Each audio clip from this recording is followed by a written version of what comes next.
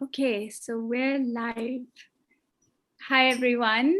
Welcome. Thank you for joining us this afternoon for a conversation with filmmakers Puangsoi Rose Akornsawang and Ekta Mittal as part of the Embodied Arts Festival hosted by Oyoun, Berlin.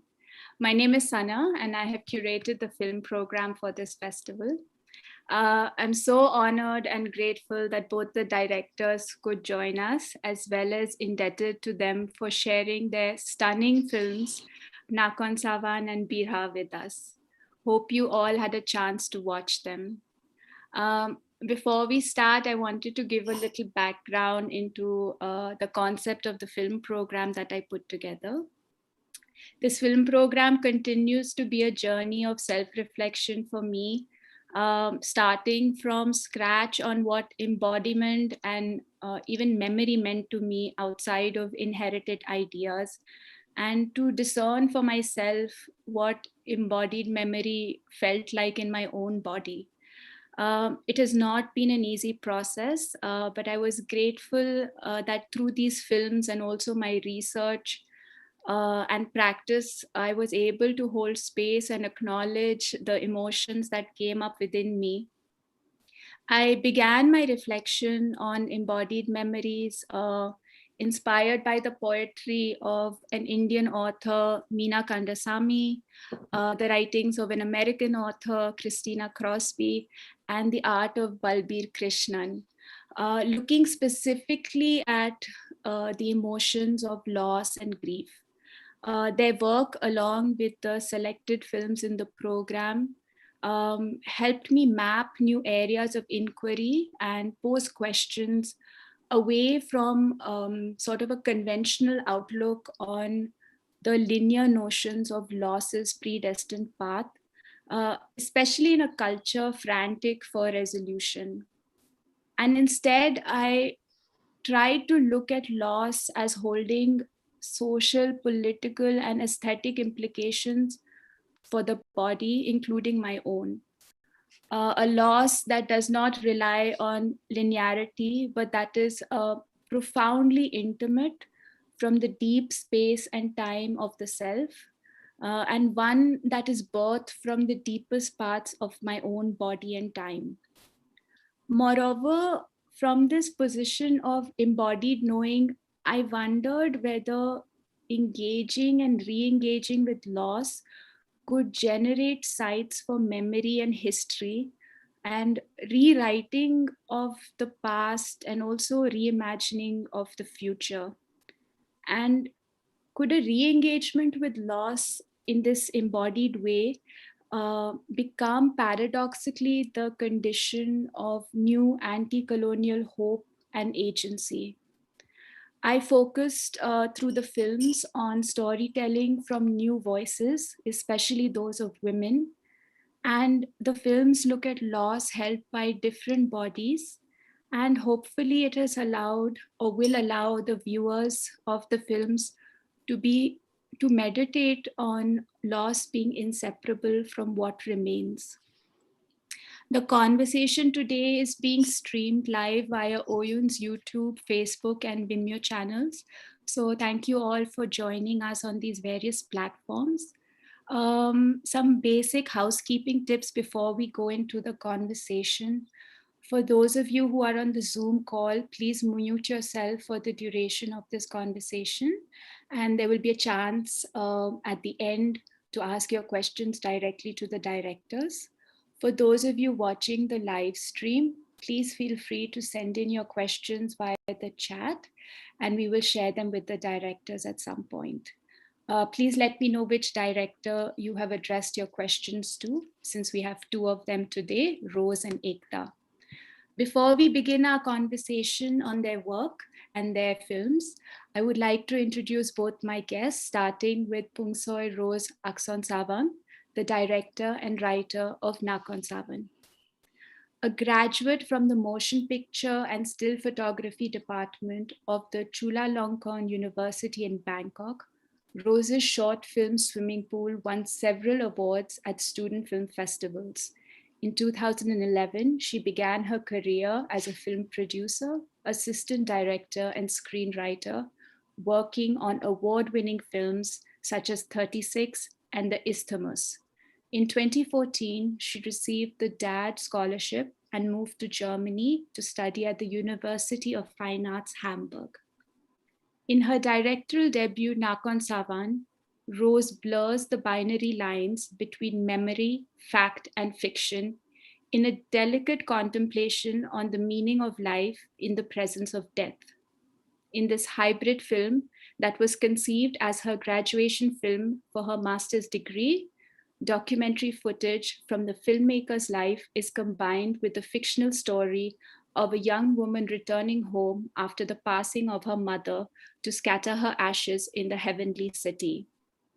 Critics have called Nakorn-Sawan at once inventive, intriguing, and introspective in its meditation on love, loss, and memories, and the challenge of transforming personal grief into poignant art.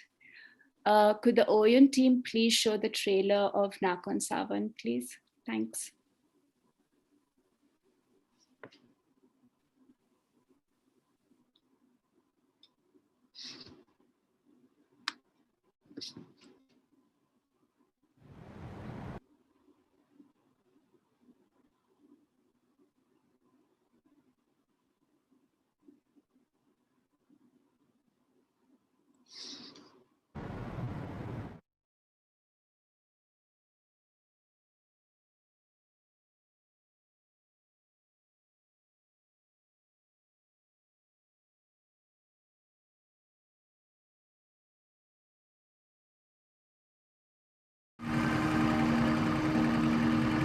Camilla.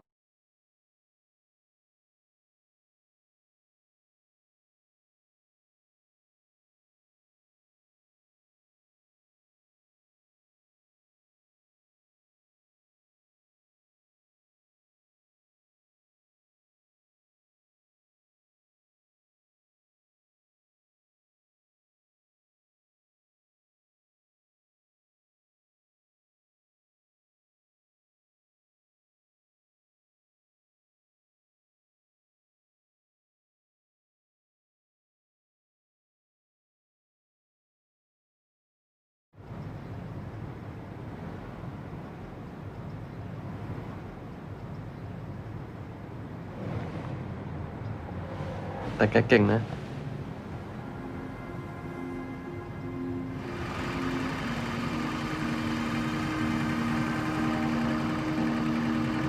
แกไม่ร้องไห้เลย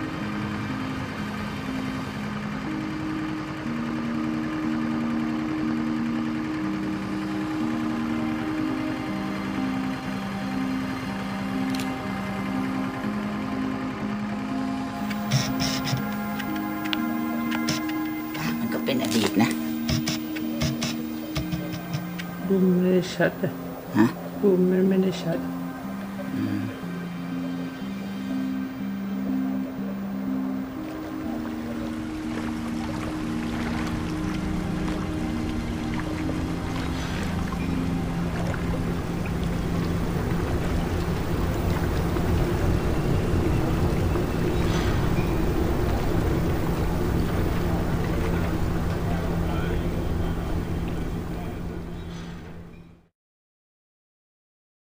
Talvi's Birha poetry.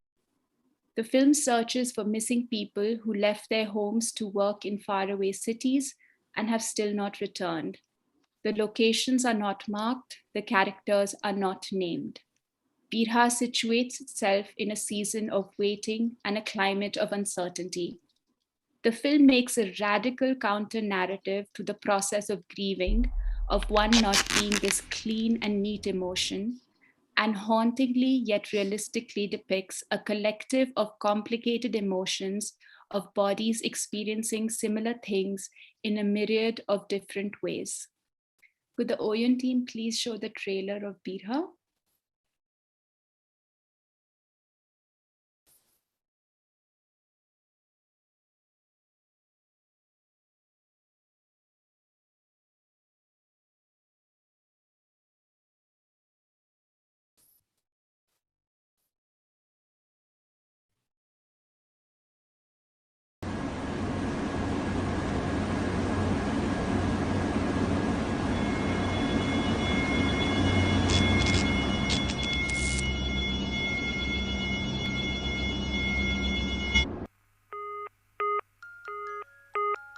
మీరు dial చేసిన idea mobile ప్రస్తుతం switch off చేయబడి ఉంది. क्रमांक सध्या switch off म्हणजेच बंद केलेला आहे.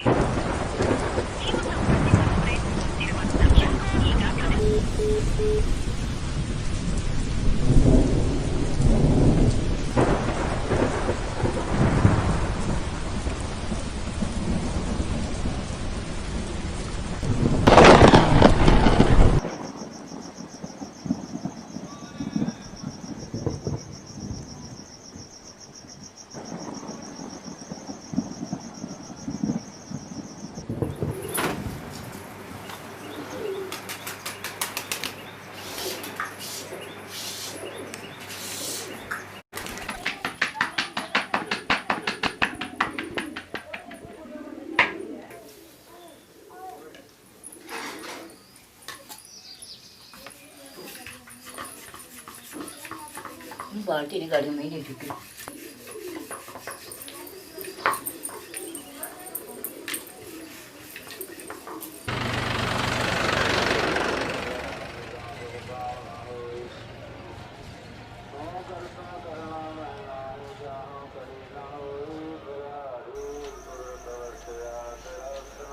और पता नहीं भी हैगा क्या नहीं ये तो नहीं पता नहीं हम पता तो उत्थे जाके पता करिए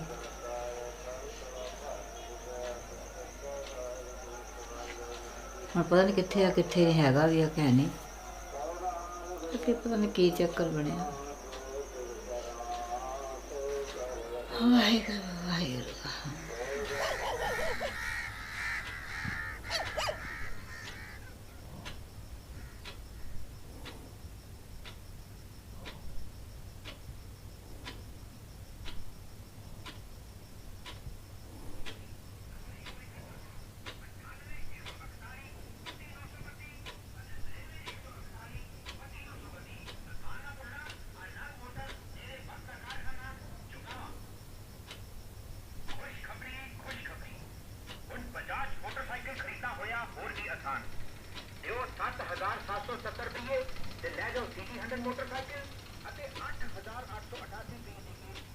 ਕੁਛ ਇੱਥੇ ਬਾਹਰ ਸੀ ਬਾਹਰ ਉਡਾਉਂਦੇ ਜਾਣਾ ਬਾਹਰ ਚਲੇ ਗਿਆ ਕਰੇ ਆਂਦਾ ਸੀ ਮੈਂ ਬਾਹਰ ਜਾਣਾ ਚਲਿਆ ਗਿਆ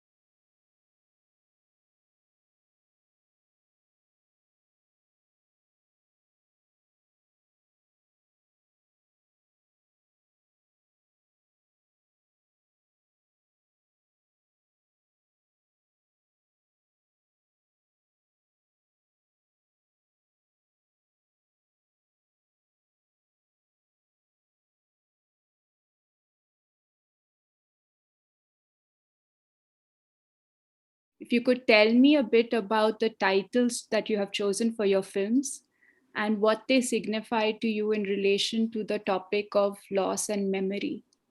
Rose, do you want to go first with the title of your film? The title of my film, like Nakorn-Sawan, is the city. I mean, it's the city in Thailand where there's a kind of the river that come together, and it's become like the, how to say, the, oh, I cannot remember the English name, like the big river that go to the main river of like that flow into Bangkok. So somehow, and at the point where many river gather together, it's become the belief that this area will be the path to the heaven.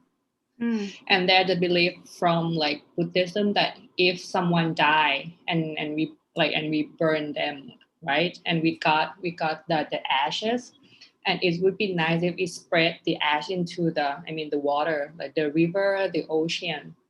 And this city in Akornsawang is the city that when my, like, some of the member of the family die, we will go there. I mean, we gather the family and we go there and we take a boat trip, and then we do the ceremony, like kind of, how do you say, the last goodbye. To someone who died. And I really like the name. I mean, I'm not how to say, I didn't live in that city, but somehow the city is kind of the hub. Like, for example, if you go to the north, like from Bangkok, you have to stay there like 2 or 3 hours, like if you go by bus, because they're the hub for eating or rest in the night. And the name, like the meaning is heavenly city. So Nakorn is like city, and Sawan is heaven.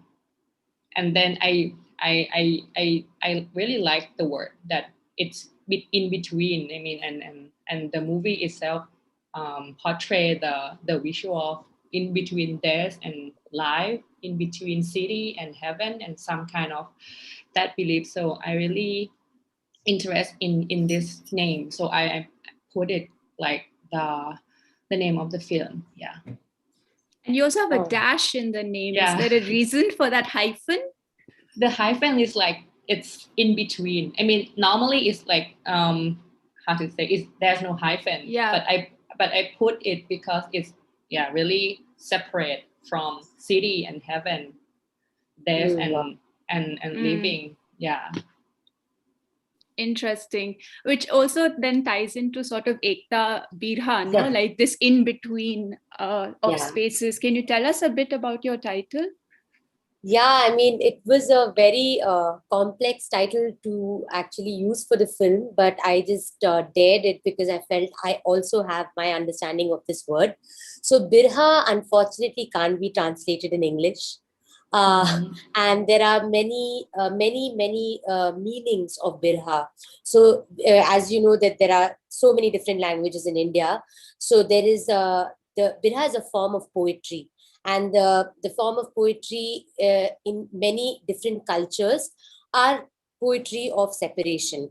So, for example, the way Birha is understood in Bihar is very different from how Birha would be understood, let's say, in Punjab or other parts of the country. So, essentially, I was drawn to the title Birha because one is, I just feel the condition of loss, death, and missing, I don't think is something that can be translated in words very easily. And thankfully, I had the opportunity to stumble upon the poetry of Batalvi, which is again within the poetry of Birha. This comes under a Punjabi Sufi kind of, what you call umbrella, where it tries to move away from kind of attachment and somewhere moves towards a spiritual journey of sorts, which kind of has very different understandings of that. It is a continuation. It works with ideas of impermanence. It works on, it tries to build in this value of, that nothing is really permanent. And how does one then experience that loss? Because you can never, you cannot escape it. So every single person living any creature living would experience Birha. Otherwise, you actually are as good as not living, is one of the things they mention in the Punjabi Sufi poetry. And somewhere I felt this line of poetry helped me with the kind of subject that I was grappling with, because I was meeting various different workers, migrant workers who had traveled from different parts of the country to build a city like Bangalore, and over time had become close friends with them. And going back to their homes made me see a very different kind of, made me explore different perspectives of loss, and this whole idea of what happens when someone leaves, and when they return, do they come back as the same person? Obviously not.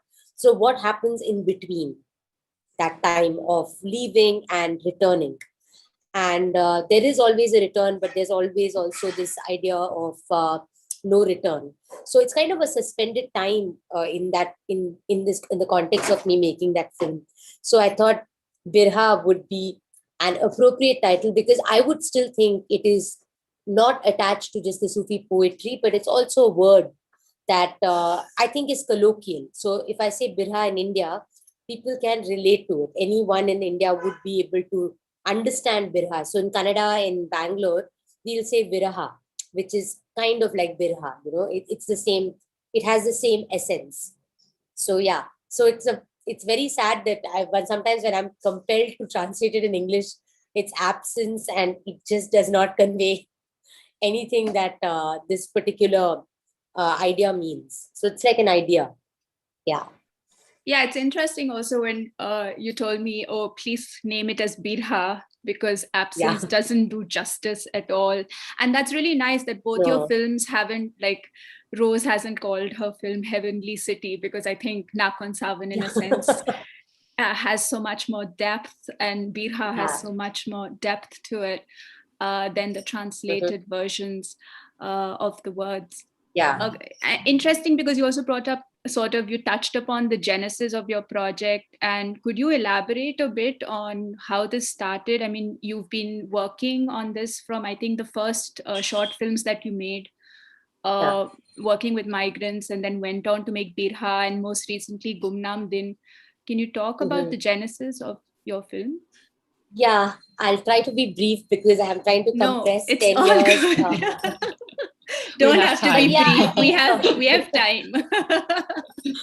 Yeah, but I think it's a very long journey, and the films are very, very important markers in that sense of this journey, that I think is an introspective one. And it started off from us being back from a city called Bangalore, which is in the southern part of India. And of course, all cities are going through this massive transformation. So the metro is coming at the cost of various people's homes being displaced, markets being demolished. It affected the local economy heavily. They cut down a lot of trees. And I think 12 years ago, we were very, very affected by the fact, because I think we have an attachment to where we live, and some idea of home that we have, that everyone, I think, would have in general. So it was at the time when all of this massive transformation was taking place in Bangalore. And I think we were at all the protests trying to go against the metro, which is the metro rail that connects the city now in various different ways. And I think we were quite disappointed with the fact that it was too small a group fighting for such a large thing to be stopped. It's like there's so many investments, and there's a lot of pressure on governments to do certain things. And I mean, there's no public consultation, there's no public participation. So it's very little stake that we had. And I think successive failures in the protest space made us only more angry and sad that we are actually quite powerless. It's also an acceptance of how much you can do in that space. And I think we tried to look at that as both my friend and me, Yashu and me, kind of met at that same juncture to try and figure out what could we do to address this. So I think we continued to protest, but we also went back to some of the workers who were building the city, who are not from Bangalore. So they were all from different parts of the city, different parts of the country, mostly from the northern parts. who came, and India is a really large city. So I mean, just within my own state or like a small border that we have, I mean, I've still not been able to cover, the whole state. So you can imagine how, so people are coming from the northern parts to the city because it's cheap labor. You don't need to, I mean, contractors will not encourage unionization. You're not traveling with your family. There's no woman. There are no children, so they can work overtime. So those kind of exploitative measures were taken to ensure that the work would get done very quickly. And at the same time, we thought it would be nice to talk to them and understand what is it for them to think of, what is their idea of home, given that they are coming to this city for the first time in their lives, mostly new migrants who've never come to the southern part. So what they eat is very different from what we eat.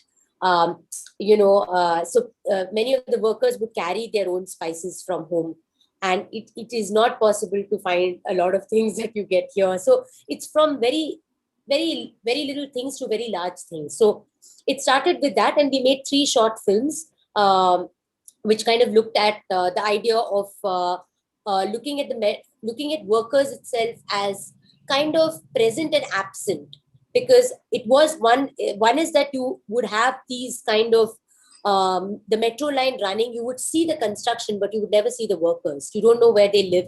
So they're mostly cordoned off in very transient spaces in some backyard of the city, or very makeshift kind of colonies, and mostly all men.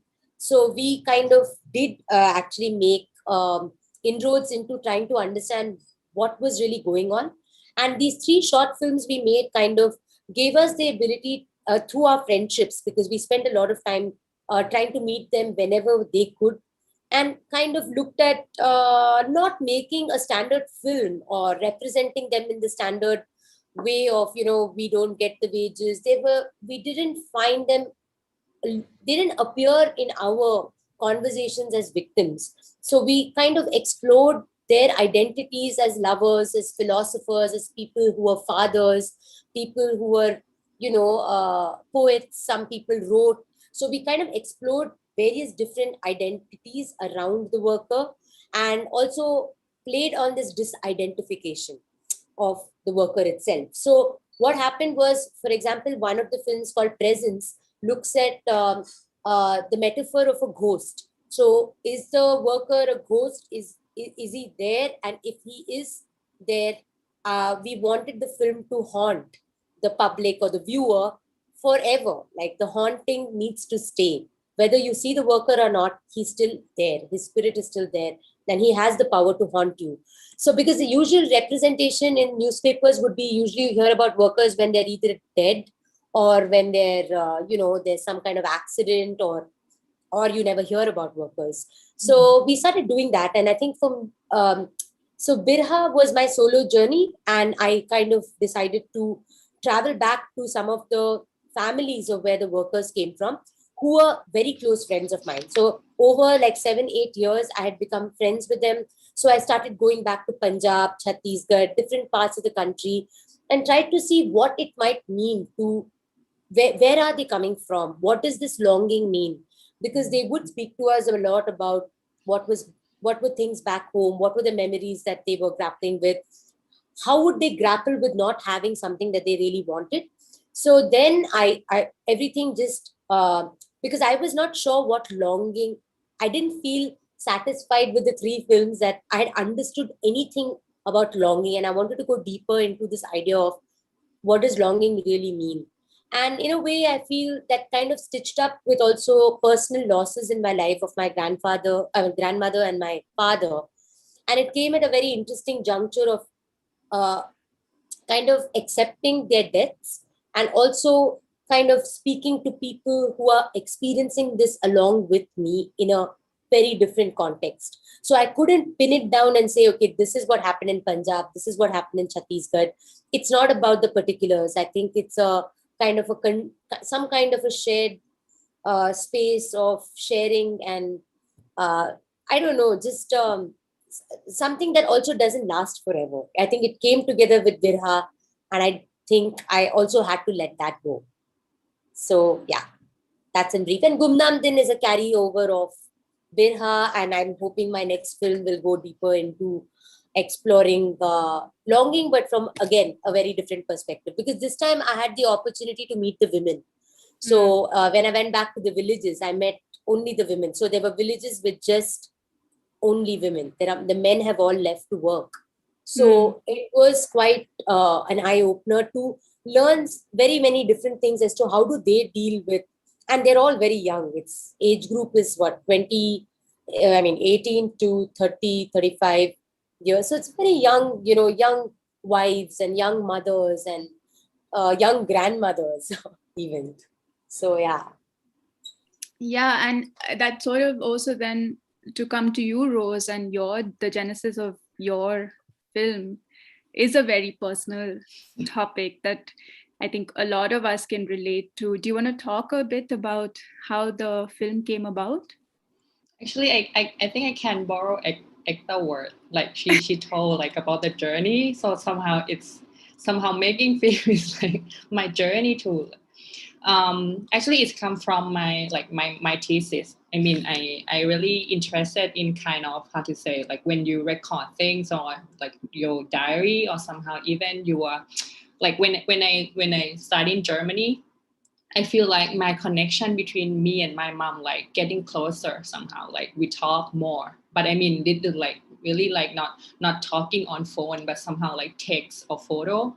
And then I really think like photo like become something like it's kind of a proof of existence somehow. Like when she woke up and she sent me a photo of like making Murray, something like that, it's become like, okay, the morning routine.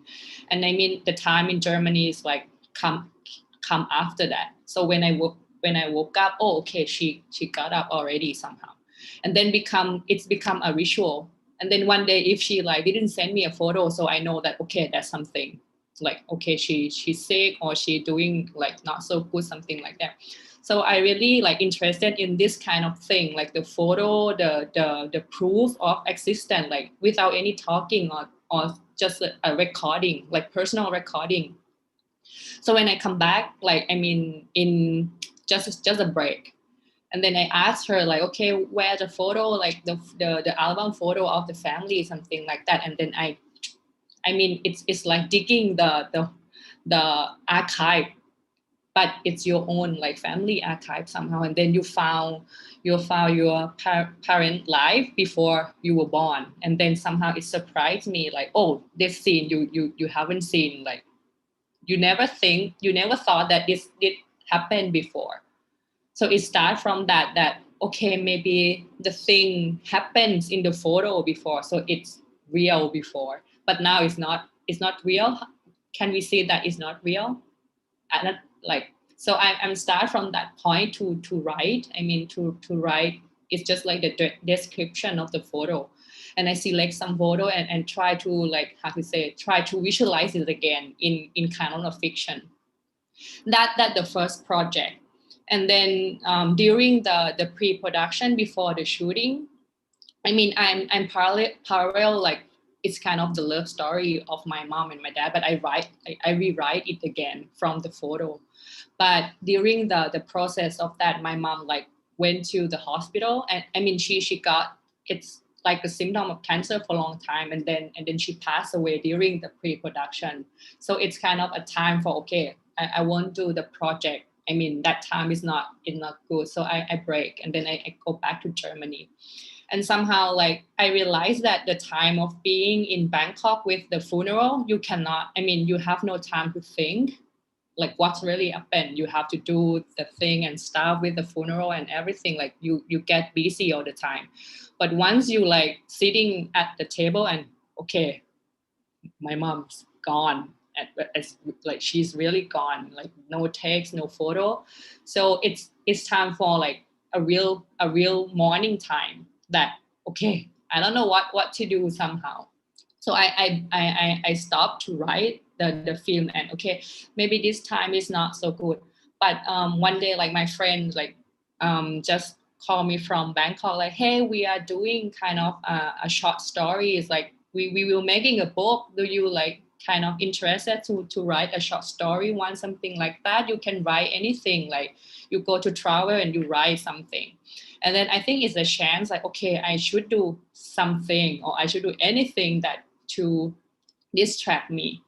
And then and then I end up with a short story called Nakorn-Sawan, like the city.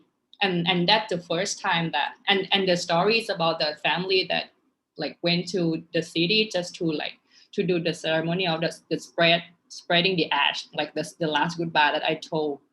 And when I read the story again, it's like, oh, it's here. I mean, like after the morning time and everything, this is kind of physical stuff that I really, is it called memory? I don't know, or what it's called, like maybe it's kind of body of something or proof of something. And then when after reading the short story, I call my producer that, okay, I will do the film again. But I mean, I really don't know, after that it become a disaster somehow, not disaster of the production, but for myself to really, okay, like you have to watch the how to say, the footage.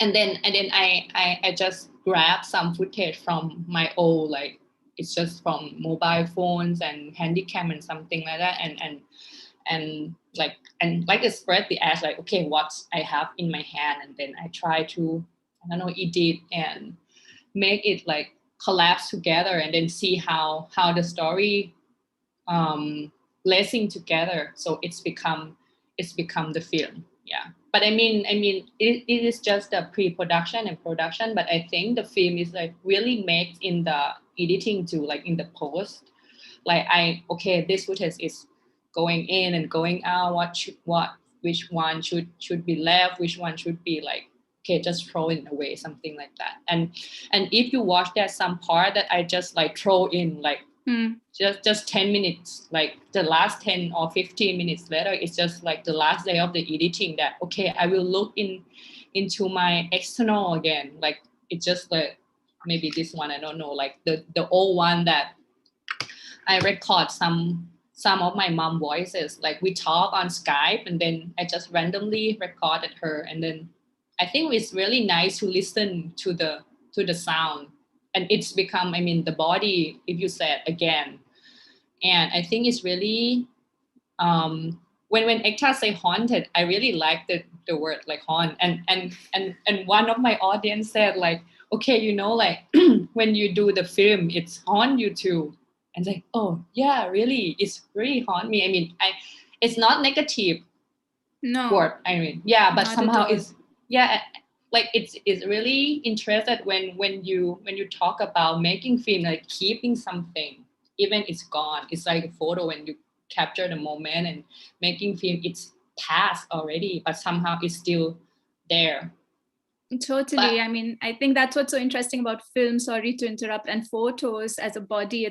It embodies memory as such within your film and photo. And the usage of photos in both your films is very, very poignant. I mean, both of you have used photos a lot. Ekta, you open the film with, you know, this incredible shot of the lightning and the photo, kind of, you see this photo. And in your film, Rose, there's a collage of photos that you show of various people. I think there are even people from your crew whose photos you show, and they both are there. I wanted to talk to you about your editing process, because you mentioned about it, Rose, saying that, you know, you finally put together a lot of stuff during the editing. And I wonder if for you, you know, having to go through the footage that you took yourself through all these years of your family and your mother, did the inevitability of what had happened, which is the passing of your mother, like finally sink in during that process of editing? Because you finally get to see all of the pieces that you've been shooting, the fictional and the documentary together. And the same for Ekta. I mean, I wonder if you can talk about your editing process, because there's so many emotional landscapes that you look at, Ekta, throughout your film. And how was it for you as a process to put the film together? So Rose, if you can just start on the editing and how you felt.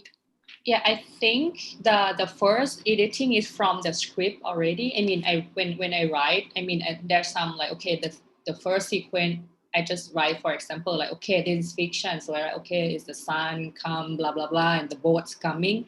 And then the next sequence, it's be like the footage. So I write it like the fiction part. So somehow I see the kind of the draft before, and then I edit the first draft, and then I talk with Lee, who is the main editor later. And then I think it's really nice really to have another editor to help you, or to be the main one, to be the eyes for you, because when you see the footage, you see it's not a footage, it's your memory. So somehow everything is, oh, it's value, it's precious, it's, oh, I cannot put it out. So he will help me a lot to like select it somehow, like what's really meaningful in the way of storytelling, not the emotional one. I mean, you can put some footage like that relate to you, like really related, and no one understand. Yes, but somehow there are another, like I think 50% that it should be told in the how to say, universal way, that at least people can feel it. So I think in the editing process, it's more like, for me, it's like meditation. You know, when you see death like again and again and again, and first that you are a daughter of a mother who lost, and then later you become a director. Okay, this footage is not good, it's bad. And the other part, you become an observer, like, okay, what is going on of this 10 minutes? I really like, can the audience get or not somehow?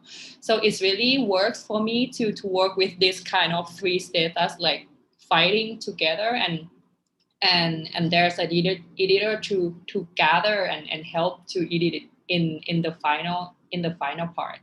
And as I told you, like there are a lot of like sequence that it's come during the editing process. So I didn't plan before. For example, I just go through my own external and, oh, this is nice. It is, oh, I haven't planned before.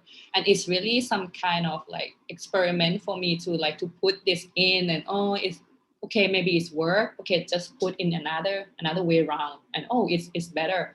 So it's more like experiment between me and my editor.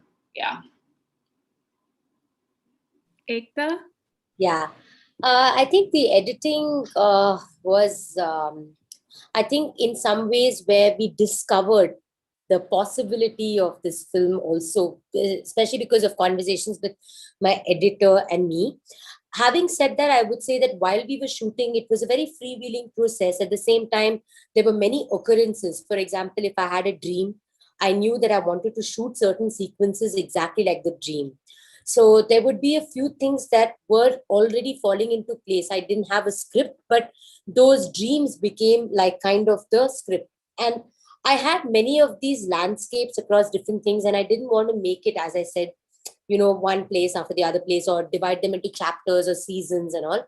So I just wanted to keep it as a kind of, not make it very easy for the viewer, to be honest, because some of the stories I had, I didn't want to just give them away. Because the interviews that we have are very long. It's like 3 hours, some of them. And I just felt like I'm not going to give that away so easily, because it was so personal. And sometimes I felt like I didn't have the consent to even be listening to some of it. But having said that, I feel because the nature of this engagement was very intimate, I stayed with many of the families that the workers came from. It kind of also informed me about the mood, which was mostly in my head. So it took very, very long to translate what I was thinking to my editor, because it's not a linear narrative. And what happened was that somehow we started putting different sequences together, and we were not in a very like kind of a hurry to find a very kind immediate thing. So we would do a chunk, take a break, then we would have, there was poetry that also guided us sometimes. So we would so it was a really unconventional process. And I would keep telling our bro a lot of stories that I had heard along the way. And he's like, just don't talk to me for 2 hours. I just need to be alone for a while. And then he'll put something together and I'll be like, okay, this is working. And then he's like, is this work? So a lot of the things worked like that. And it's kind of like there were moments when it felt like loose lucid dreaming there were between me and my editor, or it felt like we were having a conversation in some kind of another realm, because it was not connected to any kind of immediate reality or any kind of time boundness. So we did trip out quite a lot, and I do think that sound design plays also a very huge role, because that also in a way shaped. So when my editor was editing the film, we would also be very conscious of what kind of sounds would go with it. It wasn't like something that was done. It was done along with the edit in that sense. So it guided the edit a lot in many of the instances. But we knew a few things, that it would be a very silent film, not too many words, but really staying with looking at some kind of emotional continuity. So in our heads, there's a logic as to why something precedes or succeeds something, but it wasn't so important for the viewer to necessarily work with that narrative. And to allow that open interpretation also was something that I wanted to keep as a responsibility, not give it away so easily. So that was the test. So yeah, and the sound and the edit went hand in hand, and then it fell in place, I think, because even though there is no linear narrative, but I think there is a logic as to why someone is saying something, what is bouncing off from what, because in a way, I feel all of these people, including the crew and all of us, kind of formed this constellation for a brief while, and I just wanted to hold that time together in a way. And I think it did happen on the edit table for me. Yeah, for sure. Yeah. It's very interesting what you say, because I almost feel like you fought against like the documentary form, where it needs to be descriptive in, a way that you need to know the story of the protagonist very clearly. And both of you have actually done that, and you've done it so stunningly in your own sort of poetic way, whereas Rose has totally blurred the lines between fiction, reality, and it's so seamless in her film. You go from these very handheld camera raw footage of your family, Rose, to highly stylized fictionalized elements of your film, but they just talk to each other beautifully.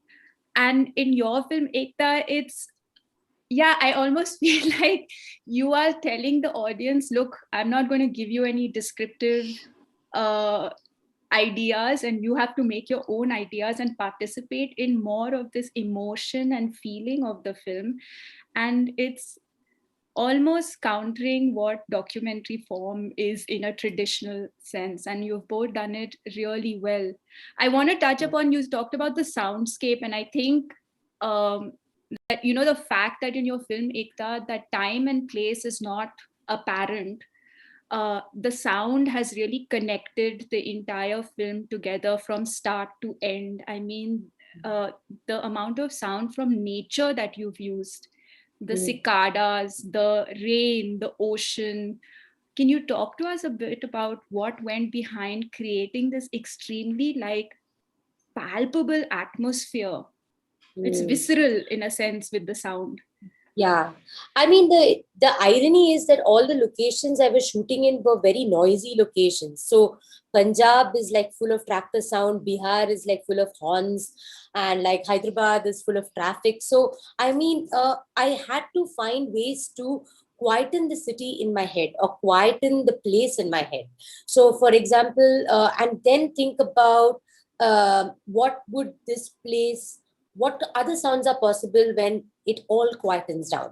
So for example, in Punjab, the chants at the Gurudwara would start very early in the morning, before the tractors would start, right? So I had to wake up very early, pay attention to those sounds, go and, or even in Chhattisgarh was the only place which was slightly quieter, and there was it's dense forests. But I just feel that I feel I really believe that turning to nature for me was the only way I could communicate or also come to terms with what I was grappling with without having to talk to anyone about it. So it was very long walks that I would take with my audio recorder, very basic and not really, I didn't do a good job. I need to do a better job in the coming film, but I somehow could find those hooks and those friends in nature, I feel. And I felt like all the stories that I was listening to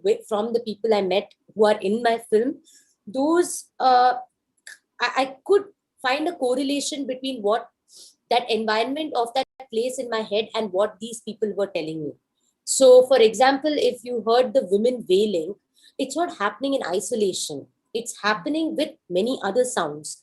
But I wanted to isolate that wailing so that it haunts the listener and it will stay in the memory of people. Now, I can go into why these people are wailing, what is the ritual, etc. But I think as long as the emotion of what that could convey, I mean, like the film has been screened in different places, and a lot of people have picked up very different meanings, which are pertaining to rituals from their land or their context, And I find that nature and all of these things are somehow strangely connected.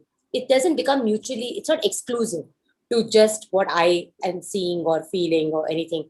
And I think people can correlate to that. And that has a universality. And within that, I really feel that it's the like there's also chants that you hear in the film, which are, I mean, it was just my first experiment with using music in the film, but I just felt like we needed some refrain. And I felt that at that point. I mean, if I was to revisit it, maybe I would go without even that and stick to just sound in that sense. So, yeah, that's really been, it really guided a lot of sequences also of the film, I would say. Yeah.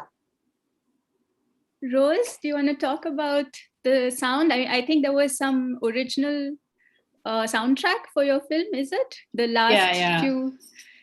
Yeah, I have my friends who design the sound and the music, and I think it's really nice. Like when I saw the city as the landscape, somehow there's some kind of the construction at the river, and now it's already built, and it's like become the huge and kind of the big important park or something in the city now. But that time when I do the production, there's construction, so I always heard the sound of like the making of the construction. And I really like when I saw the construction, it's hard to tell you that it's construct or it's like left behind. And I mean, and I don't know like how I relate that. And when it's come together with the sound of the water become bigger, because it's big, and as Ekta said, it's nature. I mean, it's natural thing. So it's become holding and embrace everything together. So I think it's the main sound of the film, like the water and the construction and deconstruction in the way.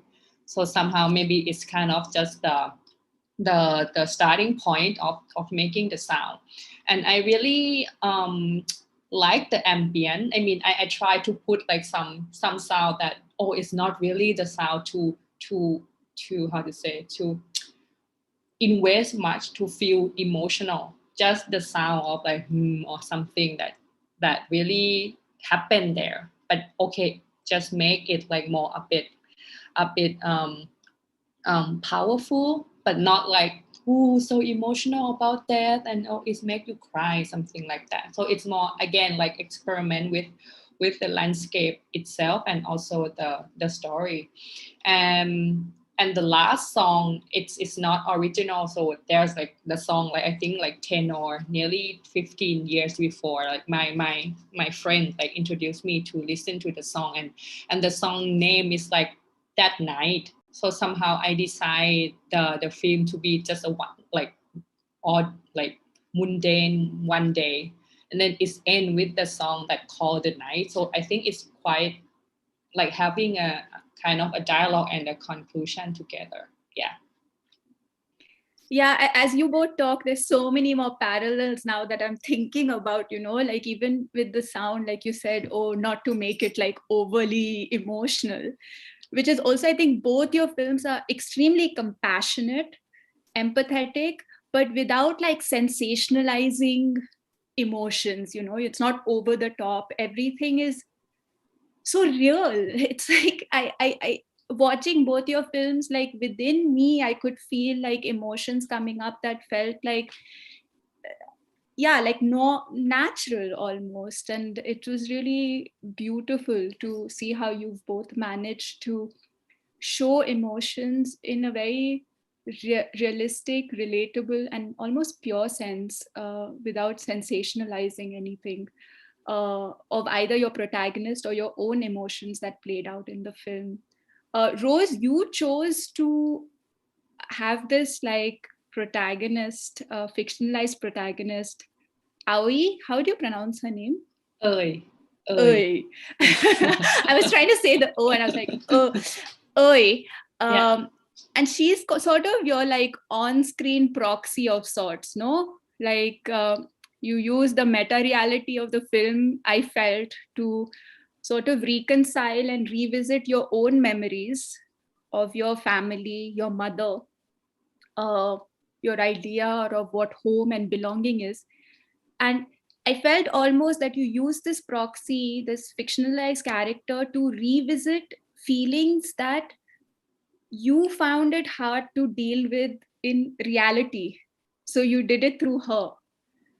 Was that somehow the use of this fictional character, or am I imagining it too much? I mean, it's like true too. I mean, like it depends on what you like, what you think about. But I mean, it's another like aspect after I am making it. But somehow I think like the fictional part is more the, how to say, it's another possibility, I think, to think of what's reality mean. I mean, what's really happened. Like, but if you fictionalize someone or just tell the story, how can you put it further? Or you go back, or you like, okay, maybe just a little forward somehow. So it's more like playing with the memory itself. But I think for me, I cannot call it like 100% fiction. And in another hand, like when you talk about documentary, I think I cannot call it pure documentary again, because at least I frame my dad already, and I see like, okay, dad, I think this one you look cool somehow, for example. But I didn't like choose other like mundane day of his life and nothing special somehow. So everything is kind of fiction and real in a sense for me. And I think it's really interesting because somehow like when I write a script for the fiction part, I use I copy some dialogue from my dad. But when you put it into like the actor voice, it's become like poetic, or it's become not real. And some of the audience said, oh, I don't like fictional part because it's kind of like pretending. It's not that negative, but somehow you can say that, it's fiction, so it's not real. But I mean, okay, I really copy from my dad. So I think for me it's really like practice and interesting to look like into this kind of, okay, what the boundary between documentary and fiction now. And even the documentary, maybe I just ask my dad, I guide him to talk about that. I know, oh, maybe he will talk about something and then I can put it into the film. Just guessing somehow. But I mean, when I shot him, I didn't plan, oh, you will be a film. I just recording like randomly too. But somehow like it's you are filmmaker, so I think it's kind of instinct of us, or even not filmmaker but storyteller, to think or to guide, and you can guess like, okay, what he answer. Maybe it could be something you are interested, or you want to know the answer, so you raise the question that lead to your answer somehow. And okay, 100% he talk about that later. And then again, like for example, he talked about he went to Berlin, and what I really like, I don't know that you went to Berlin, where, when. So it's become like a surprise for me at that time. And then I use that kind of surprise to make it, okay, what can I fantasize more? Maybe I go to the photo album again and, okay, mom, can you show like that photo when he went to Berlin? And then I fictionalize him again from the photo. Oh, he looked cool at that time, something like that, for example. Yeah. So did you write the fiction from your experience, or did the experience you experienced the fiction from your writing the truth? Oh, it's really like philosophical question. Like, I think you posed it in your director's statement, actually, Rose. I'm oh, I almost forgot wondering already. whether you wrote like the fiction was written from your own experience, or did you experience the fiction while writing your own truth? Yeah. I think it's really like a dialogue. Like as you say in the beginning, like we really think that, okay, fiction is like something you write it, but somehow it's from your memory. Somewhere. Yeah. Or it is really like happened, but you just like reenact or remake it again. And even the documentary, maybe something maybe he's pretend, or someone like you think it's real, like maybe he's not that, but he just being captured in your handycam, so you think he's real. But Totally. I mean, but when you talk about reality, it's hard again. It's become like, mega question, like what is reality and what is not real. So I think it's really depends on like when you gather together with the film, what convey the feeling, or what convey the message. Yeah. Ekta, for you, I wonder if, like, while making of the film, it was whether the film influenced sort of your understanding of loss and especially letting go of something that you so intimately hold, or was it a reflection of sorts on your own personal struggles or situations that you mentioned earlier, personal losses that you were grappling with, or was it a mix of both? So I think I'm invisible in the film, in the sense that it's not really autobiographical in that sense. Like I like what Rose is saying, especially in the context of how would you write about your own self as a fiction? Is this fiction? Is it? So it's got this kind of blurring, as we were discussing already. And I feel in my case, it is a representative film. I am making a film about workers who have left their homes, come to Bangalore to work. I'm going back to their families, and I'm having to understand this context. And around the same time, these personal journeys are going on. Now, I feel in reality, it's not very cut up so neatly, now I'm going to deal with my personal loss. It's not cut up. So there's a lot of simultaneity, ambiguity, and contradictions that we may go through, right? And I feel I was trying to be very attentive to that simultaneity, where a lot of my dreams, so I believe it was also a state of dreaming. When I say that, I mean, like, even some parts of the film, I couldn't believe we were doing a few things that we were. And at the same time, I was like, and it is extremely real. So then one of the most interesting lines that stayed with me from a very important philosopher who said memory is fiction. His name is Rancière. He's a French philosopher. But when you think of memory as fiction, it doesn't really matter if it's also what I'm remembering and how I'm remembering. And it is not matter if this is the truth or not, beyond a point. So what? I'm still feeling it, right, in this manner. So if the grandmother in my film is talking specifically about, in the film, there's no dialogue at all that you hear her saying, but in my exchanges with her, she used to keep telling me about her son who's gone missing. But each time I met her, it was a very different memory. But the waiting was constant. And it was there. Like, it's not something that she's expressing to everyone every day. It's 20 years ago. But that doesn't mean she's not waiting, or that this loss is immediately going to translate into some kind of a dramatic reaction. So I felt these were very kind of fragile, long drawn, very stretched out in time, something that you can actually never solve or ever articulate to anyone. And I felt that those things, so when I'm talking to Dadi, it would be like, okay, she's told me this, and I would keep thinking about it. And as I'm listening to the story, I've fallen asleep. Something else is happening in my dream. And I'm like, okay, maybe I can think about this. So in a way, it was really like a reality and a dream merging into one another. And I actually think nothing is fiction or everything is fiction in that sense. So this whole idea that documentary film itself is depicting the truth or like some kind of objective truth. I mean, I think we've already, even in cinema, documentary cinema has moved away from that, I think, for a while now.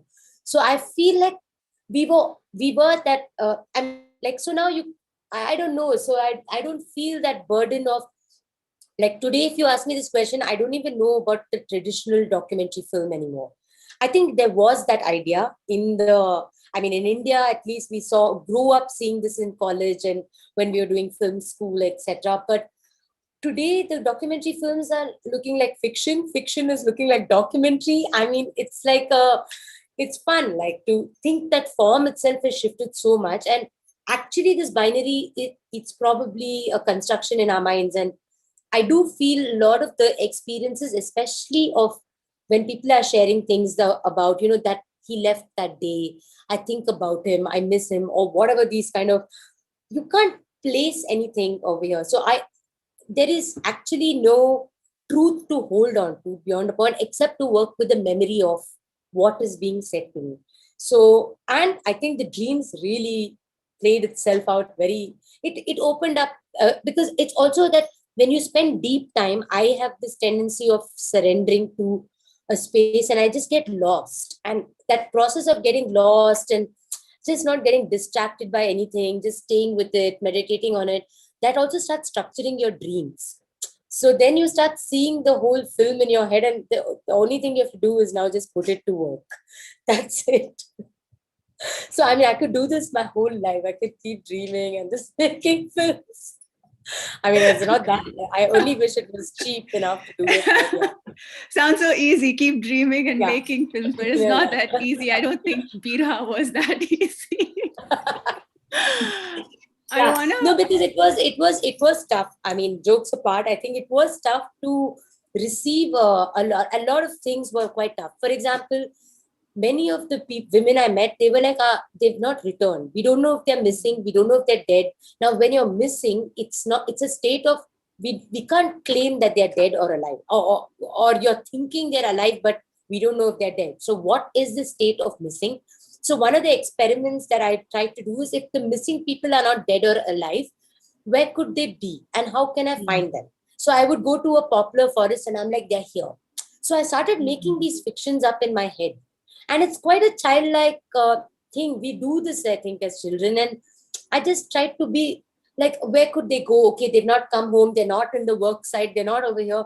I think they're here. They're inside the barks of these trees. So I'll stay in the bark of these trees. And in my head, I found them.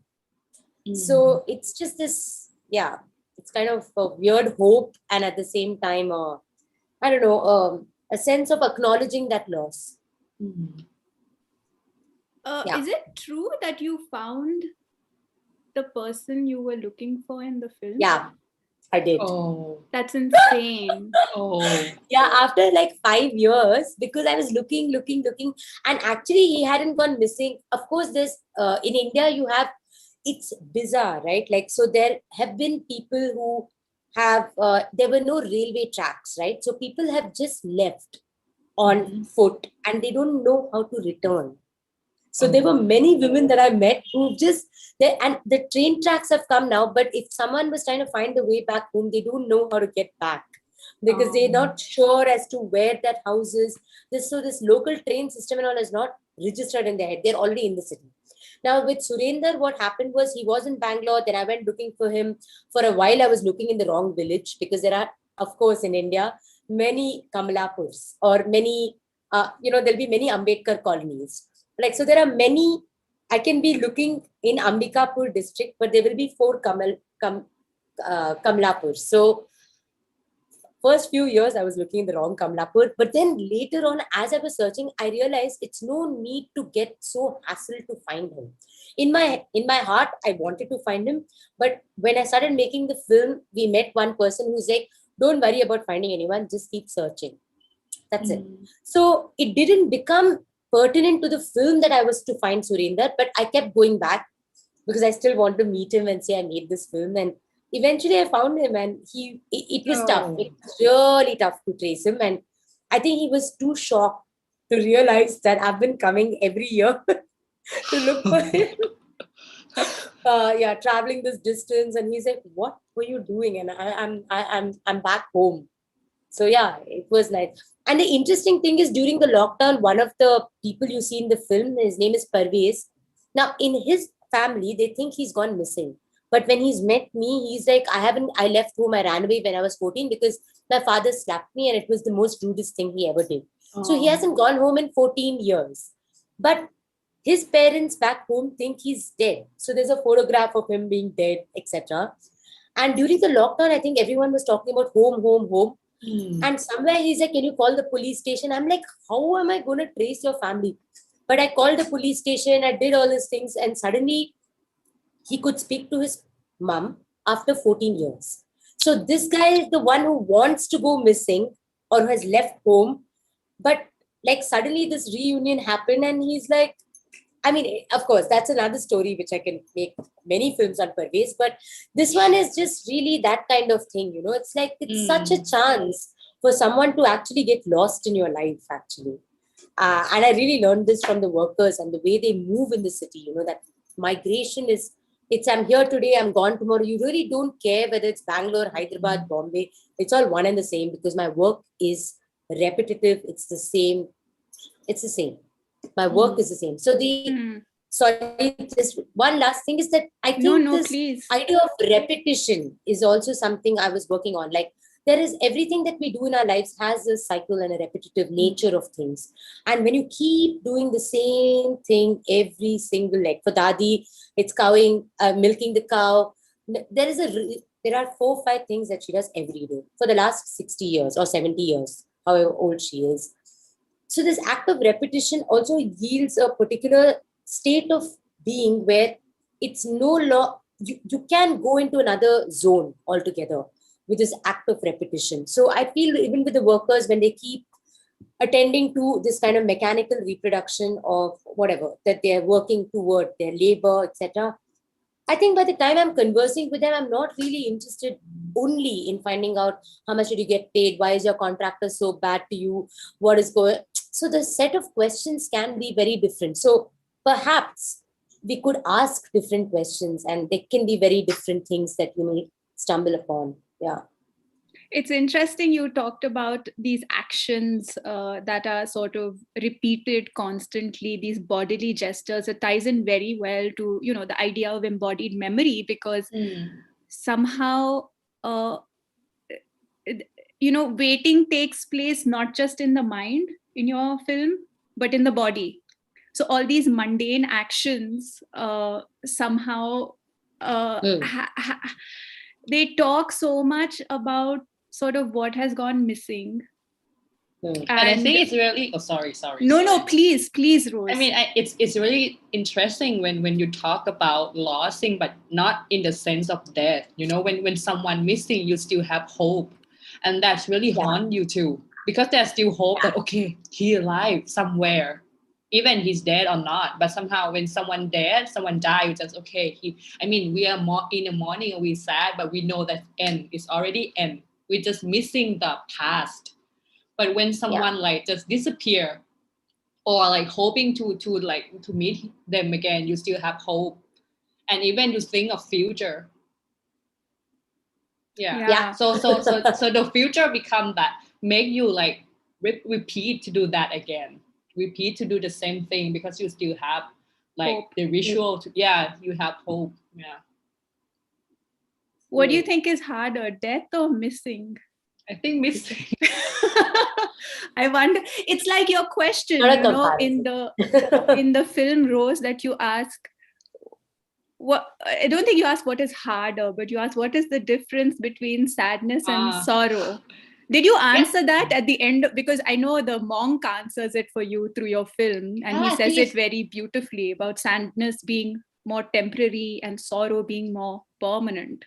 And what did you get out of, I guess, through the process of the film, or how did you answer this? I think it's kind of the burden of the language too somehow. Like I really like. I mean, in Thai, I think people can still like arguing. Okay, I think this one is more sad. This one is like something like that. But when you try to like translate in English, you have to okay, this one should be the bigger word. But I still don't know is it the real, like the real word you like sadness or sorrow. But I think sad is more like it sounds like temporary, like okay, I like the glass is broken, so I'm sad. Oh, this is my present for my friend. But the sorrow is more like death, like it's related to death or missing or something that how to say that the umbrella like up of you, like it's raining all the time. I don't know it. I try to visualize sorrow somehow. So for me, like sorrow maybe is bigger, but still now I really like when people like joke, my friends always joke me like, oh, this sentence when they like oh, think of this sentence when watching your film is we still argue that okay, what is more sad.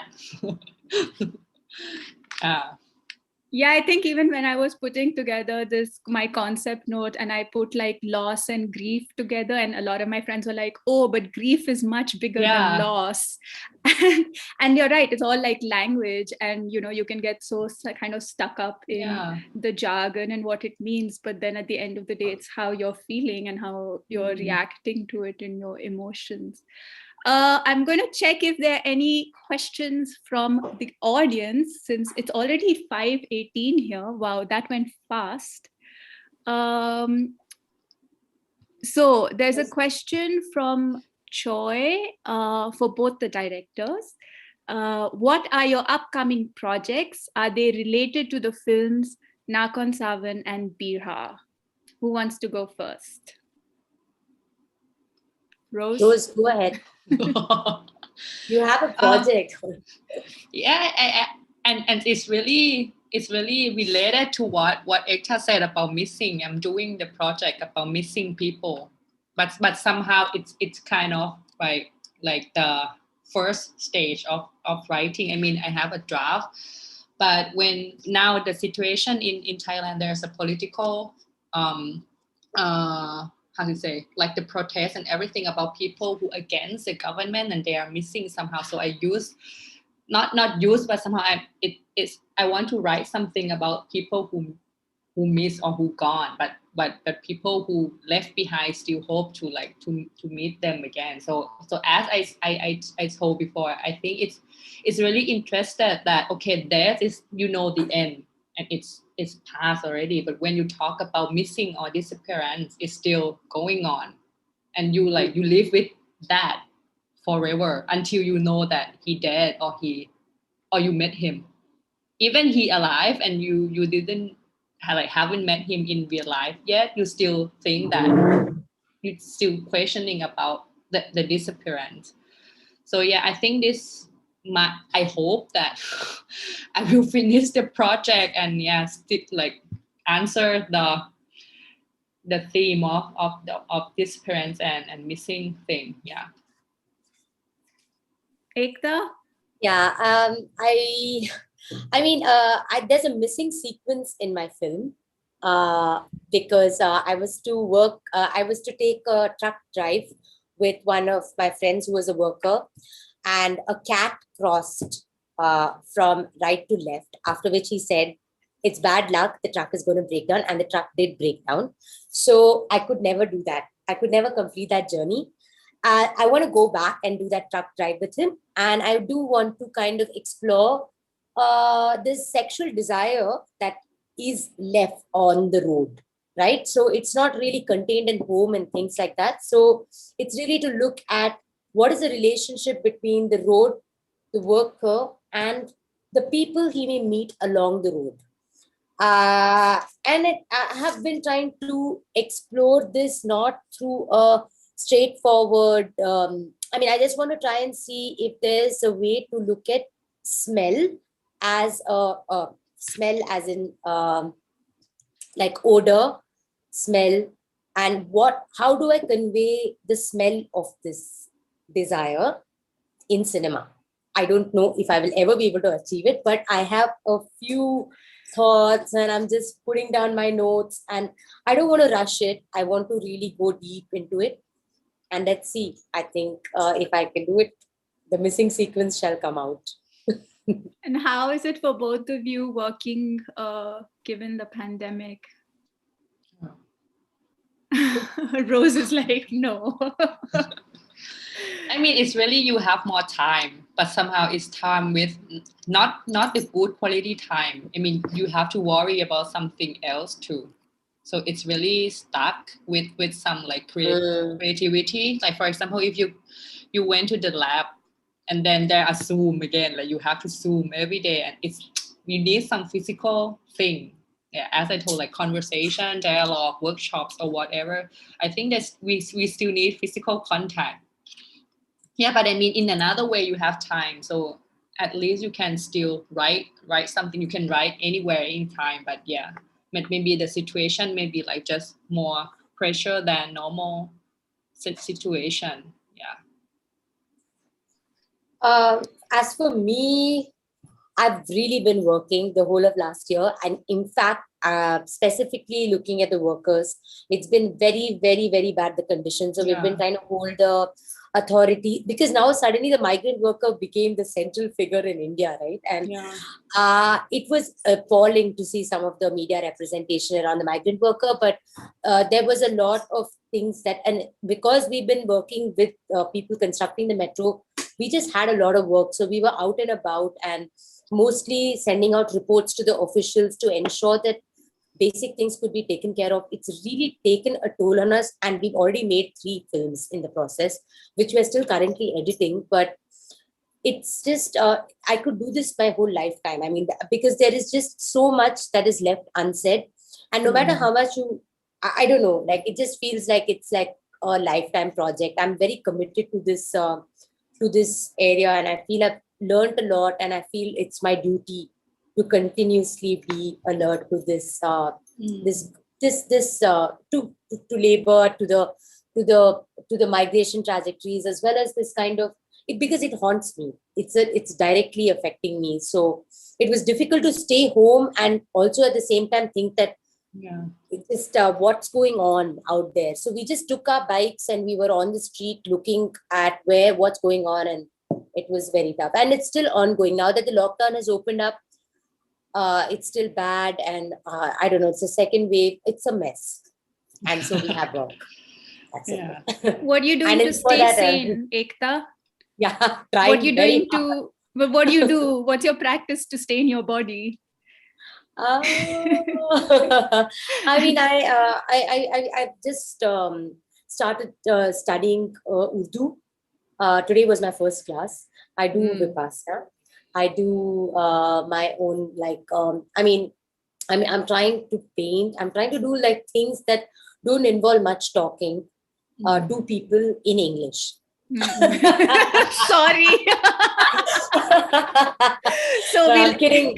No, because there's so many. No. I don't mean it in this sense. But you know what I mean? Like, because the conversations can get so circular sometimes that I'm like, oh God, like, it's a loop. And I don't know. Yeah. Thinking about anything in English, I'm trying very hard to stop it. Training myself to cut that. And we are all stuck with this language now for the rest of our life. So that's for another conversation on our colonial history and another film on that. I wonder if there's a question with our Zoom, anybody in the Zoom participants before I wrap this up.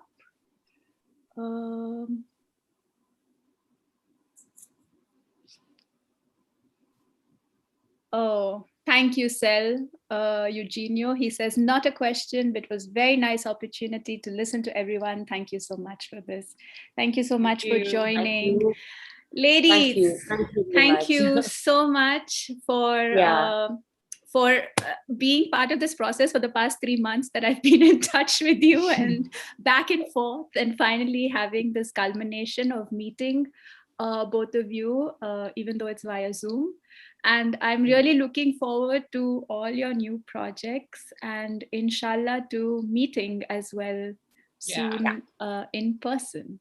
So good luck, and thank you so much for being here with us. And thank you to the Oyoun team for hosting us and for putting all this together for us and providing space to show these beautiful films and to have this conversation. Yeah. Thank you. Take Thank care, you. everyone. Thank you. I would like Take Rose's care. films to be celebrated. Yeah, me too. I would like to will see connect it. everyone. Thank you. Love to see it. Yeah. Thank Bye, you. guys. Sana. Ciao. Take care. Thank Bye. you. Come to Bangalore and meet us. Yes. And I hope I can go to Berlin. See you soon, Rose. Bye. Bye. Bye.